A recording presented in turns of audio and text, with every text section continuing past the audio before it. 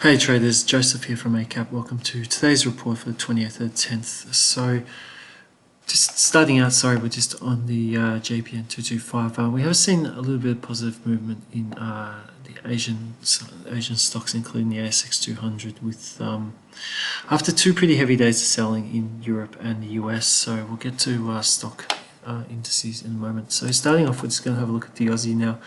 CPI data came out slightly higher than expected today, and we did have a comment out of the RBA saying that bond purchasing can continue indefinitely. So the Aussie dollar is seeing a little bit of demand today. We are seeing so far in this session a gain. Just get my mouse on it. So yeah, just close to 0.30% higher, and we are testing that. If you've ever studied or heard of L. Brooks, earlier this morning that was like a classic barbed wire pattern, but now we are seeing buyers starting to push a little bit more, and we are seeing a test of this very short-term resistance that is around the 71.45 area, and if we see a break above that, then we could start to think that there's a possibility that momentum is on the buyer side, as price really for 5 days, including this morning's session, was really just in a very tight range. So we will see if buyers can maintain this new short-term momentum they found into tonight's European and London session. Now the euro continues to decline, so we're seeing the third decline in a row to the dollar.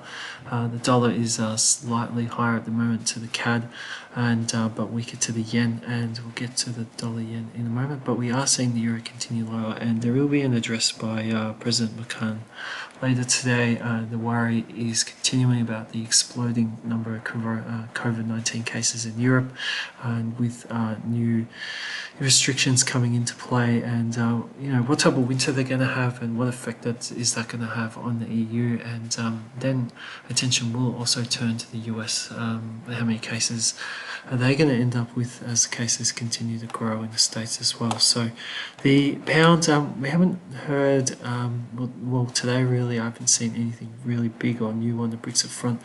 The pound's having a pretty quiet day so far to the dollar. We have seen a fight back from some more losses this morning, but at the moment it's a pretty flat day. Now the dollar CAD sits in a bit of an interesting position. We saw this really strong breakout a couple of days ago, which broke trend, held support.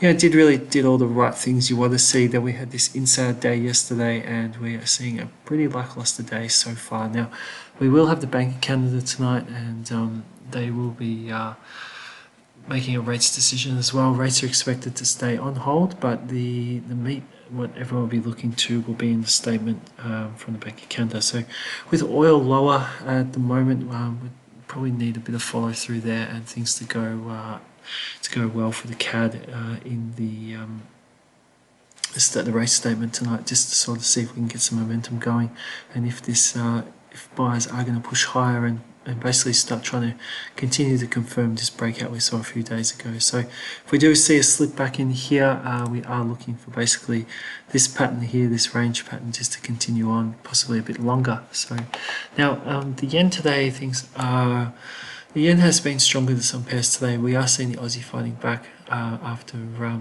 CPI and other news. The euro is trading lower.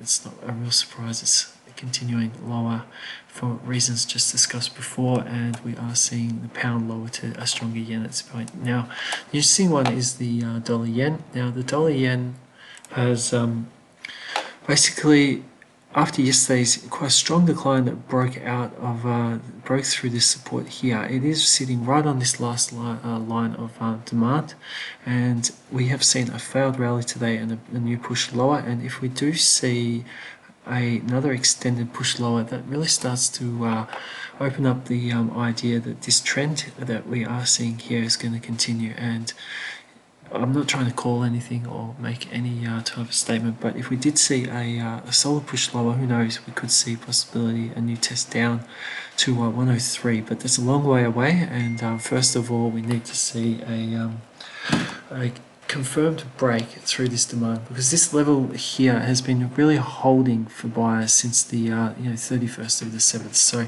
we have seen a couple of attempts, and those attempts have been snapped back by buyers. So just as of yet, there's nothing really convincing here or certain yet. So we really need to see a little bit more evidence that this trend is going to try and continue to push lower. Now, we're going to spend a bit of time on Bitcoin. So if you hadn't noticed, that Bitcoin continues to really have a fantastic run, and this is a real fantastic month. So if we look at this month so far, it's been a really astonishing month. So we're seeing a 28% gain. Now, only really Bitcoin does this, or well, some stocks do it as well, but it's really a Bitcoin thing. So this is all on a fair bit. This is on the back of the PayPal deal, and a lot of money is just jumping back into this digital currency. And we just have a look here on the last 2 weeks. It's just been one-way traffic so far, and we've seen just in the 2 weeks till today, we've seen 20% added. Now, we did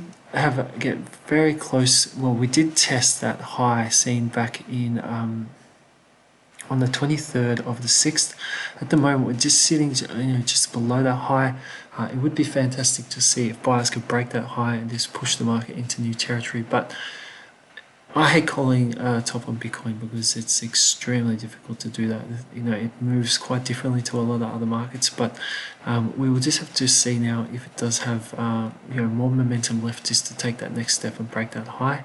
And we are seeing today just a slight bit of selling coming into the picture. So we will just have to see if we do have another minor pullback, and if we do see buyers once again kick into the market and then try and really get it moving a bit higher to try and take that next step to break that high and possibly get who knows back above that 14,000 points. So now just finally we're just going to touch on some of the indexes. We've seen some very strong selling on the German DAX in the last 2 days. Now, we had that break yesterday of this low.